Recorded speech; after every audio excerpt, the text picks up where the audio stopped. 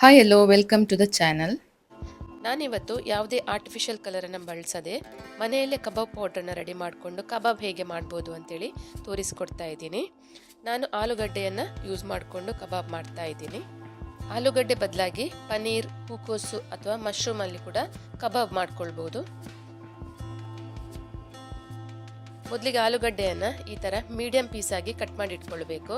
ತೀರಾ ದೊಡ್ಡ ಪೀಸು ಅಲ್ಲ, ತುಂಬ ಚಿಕ್ಕ ಪೀಸು ಅಲ್ಲ, ಆ ಥರ ಅದನ್ನು ನಾನು ಕಟ್ ಮಾಡಿಕೊಂಡು ನೀರಲ್ಲಿ ಹಾಕ್ಕೊಂಡಿದ್ದೀನಿ. ಕಬಾಬ್ ಮಾಡೋ ಹೊತ್ತಿಗೆ ನೀವು ನೀರಿಂದ ತೆಗೆದು ಕಬಾಬ್ ಮಾಡ್ಕೊಳ್ಬೋದು. ನೀವು ಹಾಗೆ ಹೊರಗಡೆ ಇಟ್ಟರೆ ಅದು ಕಪ್ಪಗಾಗತ್ತೆ. ಇವಾಗ ಕಬಾಬ್ ಪೌಡ್ರ್ ಹೇಗೆ ಮಾಡ್ಕೊಳ್ಳೋದು ಅಂತ ನೋಡೋಣ. ನಾನಿಲ್ಲಿ ಒಂದು ಬೌಲಿಗೆ 1 ಕಪ್ಪಷ್ಟು ಮೈದಾ ಹಿಟ್ಟನ್ನು ಹಾಕ್ಕೊಳ್ತಾ ಇದ್ದೀನಿ. ಅದಕ್ಕೆ ಒಂದು 2 ಸ್ಪೂನ್ ಆಗುವಷ್ಟು ಅಕ್ಕಿ ಹಿಟ್ಟನ್ನು ಹಾಕ್ಕೊಂಡಿದ್ದೀನಿ. ಇವಾಗ ಅದಕ್ಕೆ 2 ಸ್ಪೂನ್ ಆಗುವಷ್ಟು ಕಾರ್ನ್ಫ್ಲೋರನ್ನು ಹಾಕ್ಕೊಳ್ತಾ ಇದ್ದೀನಿ. ಇವಾಗ ಇದಕ್ಕೆ 1/4 ಟೀ ಸ್ಪೂನ್ ಆಗುವಷ್ಟು ಅರಿಶಿನ ಹಾಕ್ಕೊಂಡಿದ್ದೀನಿ. ಹಾಗೆ ಒಂದು ಅರ್ಧ ಸ್ಪೂನ್ ಆಗುವಷ್ಟು ಜಿಂಜರ್ ಗಾರ್ಲಿಕ್ ಪೇಸ್ಟ್ ಹಾಕ್ಕೊಂಡಿದ್ದೀನಿ. ಹಾಗೆ ಖಾರಕ್ಕೆ ಮೆಣಸಿನ ಪುಡಿ ಹಾಕಿದ್ದೀನಿ. ಕಲರಿಗೆ ನಾನು ಕಾಶ್ಮೀರಿ ರೆಡ್ ಚಿಲ್ಲಿ ಪೌಡರನ್ನು ಹಾಕ್ಕೊಂಡಿದ್ದೀನಿ. ಹಾಗೆ 1 ಸ್ಪೂನಷ್ಟು ಚಾಟ್ ಮಸಾಲನ ಹಾಕ್ಕೊಂಡಿದ್ದೀನಿ. ಹಾಗೆ 1 ಸ್ಪೂನಷ್ಟು ಗರಂ ಮಸಾಲನ ಹಾಕ್ಕೊಂಡಿದ್ದೀನಿ. ಇವಾಗ ರುಚಿಗೆ ತಕ್ಕಷ್ಟು ಉಪ್ಪು ಹಾಕ್ಕೊಂಡಿದ್ದೀನಿ. ಇವಾಗ ಇದನ್ನು ಚೆನ್ನಾಗಿ ಮಿಕ್ಸ್ ಮಾಡ್ಕೊಳ್ಬೇಕು. ನೀವು ಕಬಾಬ್ ಪೌಡ್ರನ್ನು ಮಾಡಿ ಇಟ್ಕೊಳ್ಳೋದಾದರೆ ಜಿಂಜರ್ ಗಾರ್ಲಿಕ್ ಪೇಸ್ಟನ್ನು ಸ್ಕಿಪ್ ಮಾಡಬೇಕು. ಇದರಲ್ಲಿ ಜಿಂಜರ್ ಗಾರ್ಲಿಕ್ ಪೇಸ್ಟನ್ನು ನೀವು ಕಬಾಬ್ ಮಾಡೋ ಹೊತ್ತಿಗೆ ಹಾಕಿದರೆ ಆಯಿತು. ಇದೇ ಕಬಾಬ್ ಪೌಡ್ರಿಗೆ ಚಿಕನ್ ಹಾಕಿ ಕೂಡ ಮಾಡ್ಕೊಳ್ಬೋದು. ಚಿಕನ್ ಹಾಕಿ ಮಾಡ್ಕೊಳ್ಳೋದಾದರೆ ಮಾಡೋವಾಗ 1 ಮೊಟ್ಟೆ ಹಾಕ್ಕೊಳ್ಳಿ. ಇವಾಗ ನೀರಲ್ಲಿ ಹಾಕಿಟ್ಟಂತಹ ಆಲೂಗಡ್ಡೆ ಪೀಸನ್ನು ಈ ಕಬಾಬ್ ಪೌಡ್ರಿಗೆ ಹಾಕೊಳ್ತಾ ಇದ್ದೀನಿ. ಎಲ್ಲ ಆಲೂಗಡ್ಡೆ ಪೀಸನ್ನು ಈ ಕಬಾಬ್ ಪೌಡ್ರಿಗೆ ಹಾಕೊಂಡಾದ್ಮೇಲೆ ಈ ಥರ ಟಾಸ್ ಮಾಡ್ಕೊಳ್ಬೇಕು. ಎಲ್ಲ ಕಡೆ ಅದು ಕೋಟ್ ಆಗಬೇಕು, ಎಲ್ಲ ಆಲೂಗಡ್ಡೆ ಪೀಸ್ ಜೊತೆಗೆ.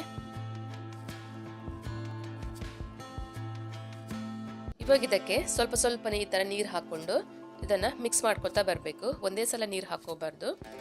ಒಂದೇ ಸಲ ನೀರು ಹಾಕ್ಕೊಂಡ್ರೆ ಇದು ತುಂಬ ನೀರಾಗೋದ್ರೆ ಮತ್ತೆ ನೀವು ಹಿಟ್ಟು ಸೇರಿಸ್ಕೊಳ್ಬೇಕಾಗತ್ತೆ.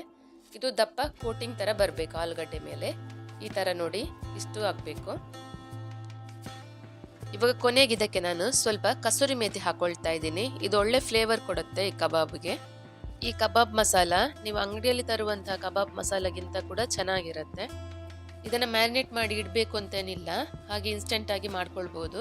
ಇವಾಗ ಎಣ್ಣೆ ಕಾಯಕ್ಕಿಟ್ಟು ನಾನು ಆಲೂಗಡ್ಡೆ ಪೀಸಸನ್ನು ಇದಕ್ಕೆ ಹಾಕೊಳ್ತಾ ಇದ್ದೀನಿ. ಇದನ್ನು ಫಸ್ಟಿಗೆ ಲೋ ಫ್ಲೇಮಲ್ಲಿ ಕಾಯಿಸ್ಕೊಳ್ಬೇಕು.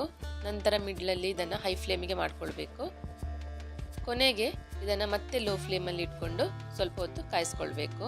ಇದರಲ್ಲಿರುವಂತಹ ಬಬಲ್ಸ್ ಎಲ್ಲ ಕಡಿಮೆ ಆಗಬೇಕು. ಅಲ್ಲಿ ತನಕ ನೀವು ಚೆನ್ನಾಗಿ ಇದನ್ನು ಕಾಯಿಸ್ಕೊಳ್ಬೇಕು. ಆಲೂಗಡ್ಡೆ ಚೆನ್ನಾಗಿ ಬೇಯಬೇಕು ಒಳಗಿಂದ.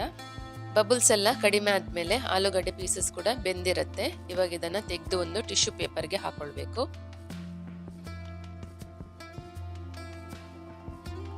ಇವಾಗ ನೋಡಿ ಆಲೂಗಡ್ಡೆ ಕಬಾಬ್ ರೆಡಿಯಾಗಿದೆ. ಆರ್ಟಿಫಿಷಿಯಲ್ ಕಲರನ್ನು ಬಳಸದೆ ನೀವು ಮನೆಯಲ್ಲೇ ಹೋಮ್ ಮೇಡ್ ಕಬಾಬ್ ಪೌಡರ್ನ ಮಾಡಿಕೊಂಡು ಈ ಥರ ಕಬಾಬ್ ಮಾಡಿದರೆ ಆರೋಗ್ಯಕ್ಕೆ ಕೂಡ ಒಳ್ಳೆಯದು. ಆಲೂಗಡ್ಡೆ ಕಬಾಬ್ ತುಂಬ ಚೆನ್ನಾಗಿ ಬಂದಿದೆ.